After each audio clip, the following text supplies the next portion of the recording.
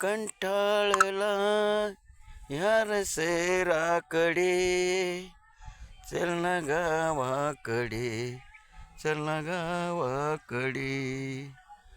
कोणी कुणाच्या नाही घरे, चल ना गावाकडे, गड्याचा ना गावाकडे. कारण भाऊ इथं खेड्यातली एक मजा वेगळीच असते ना. आपण कोणाच्या बी घरी आपण प्रेमानं जाऊ शकतो, बसू शकतो, आनंद घेऊ शकतो, चहा पाणी मस्त वगैरे राहू शकतो. सिटीत नाही, खतरनाक म्हणजे काहीच चव नाही, धाव नाही, नुसता घाणवास. खाणं तिडं, हागणं तिडं, वास घेणं तिडं, राहणं तिडं. बोगस कारभार. आईला कसं आहे आपल्या वावराकडं कोटं बसा मन मोकळं.